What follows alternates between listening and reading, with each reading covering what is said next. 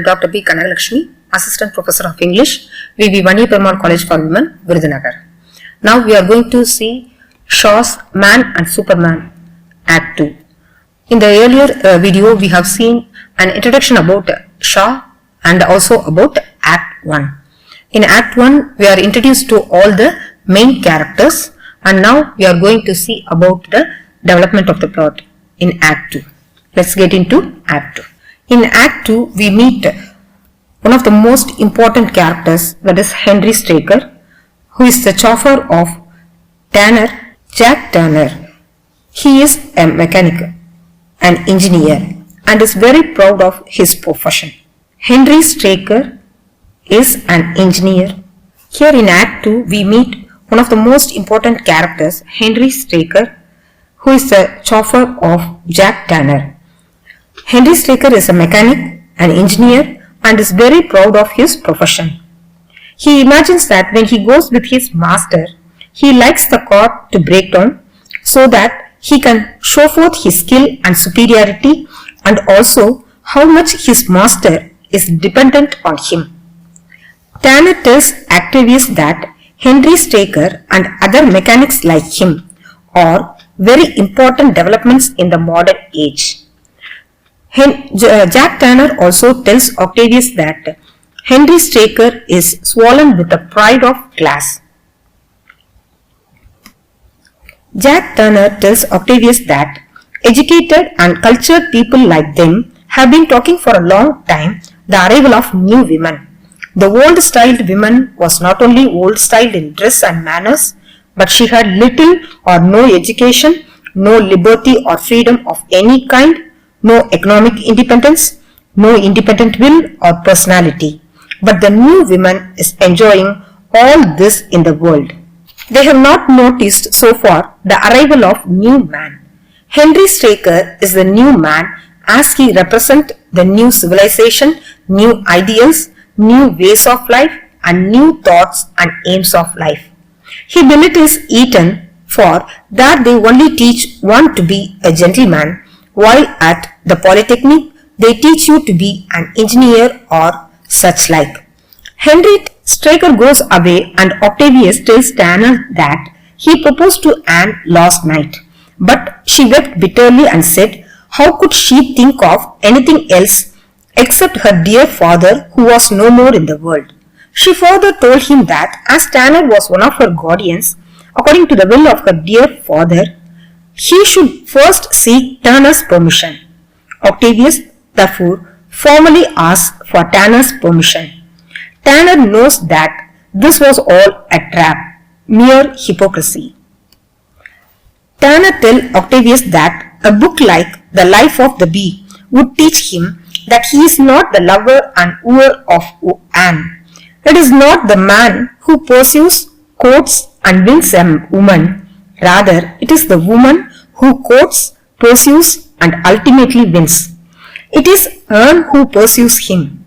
She has selected him as the object of her hunt, the trap with the bait hanging within it. He, like the animal to be trapped, has merely to walk in through the open door and he will be a prisoner for life. In other words, Anne tempts her with her feminine charms. Once he marries her, he would be her slave for life. However, Octavius is all for love, and Tanner's attitude towards women and love carries no weight with him. Octavius says that he cannot write his poems unless Anne inspires him. Tanner suggests that he should certainly seek inspiration from Anne, but from a safe distance. He need not marry her for this purpose and says that he should follow the example of Petrarch and Dante.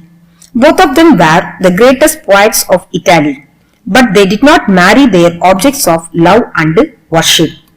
Petrarch could not approach Laura because she was already married, and Dante too could not have contact with Beatrice, but they continued to inspire the two poets all their lives.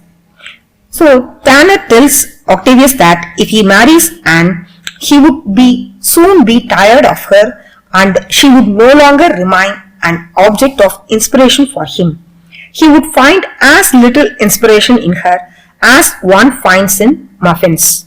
Octavius gives Tanner a note from Miss Rhoda, Anne's younger sister, in which she tells him that Anne had forbidden her to go out with him for a ride in his motor car.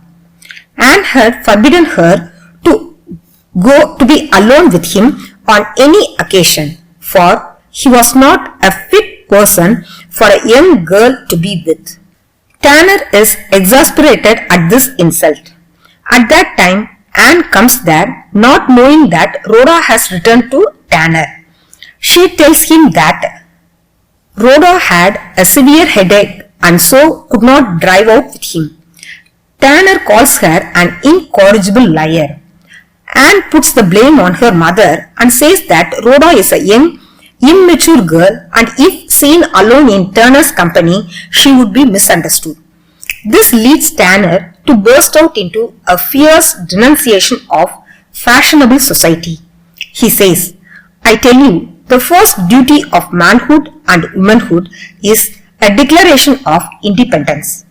The man who pleads his mother's authority is no man. The woman who pleads her mother's authority is unfit to bear citizens to a free people." He advises Anne, "Break your chains, go your way, according to your own conscience and not according to your mother's." He advises Anne not to be a slave to the wishes of her mother. She should assert herself and act independently. The old women have a corrupt, dishonest soul, and they corrupt the mind of their daughters. They also make them greedy and selfish and then sell them in marriage to a lover who has the maximum of wealth, rank, and social status. Tanner tells Anne that it is very hateful to him to see old mothers hunting for husbands for their daughters. In his opinion, it would be more natural if daughters are brought up by their fathers and sons by their mothers. He invites Anne to drive with him in his motor car to shock her mother and all conventional society. Anne agrees to come with him. The conversation is interrupted by the arrival of Mrs. Whitefield along with Octavius and Ramsden. Anne tells her mother jealously that Tanner had agreed to take her to Nice in his motor car. When Tanner suggests that Mrs. Whitefield must object to the trip, she replies that she does not object. She would have preferred him to Rhoda out, who is too much in the house. Thus the lie of Anne is fully exposed, but she saves the situation by cleverly introducing Hector Malon and Tanner to each other. Now we are introduced to the another character, Hector Malon. Hector Malon expresses his view that marriage ennobles a man, but Tanner does not agree with him.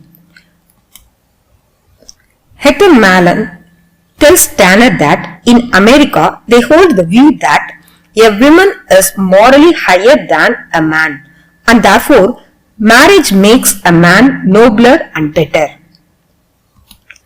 Malon says that Miss Violet should ride with him in his car.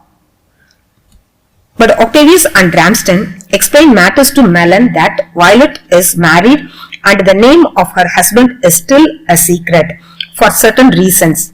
In reality, Malon is the unknown husband of Violet. Violet has kept his name a secret because his father, the biggest furniture man in the world, has a prejudice against the English middle class. If he comes to know about his marriage, he would disinherit him.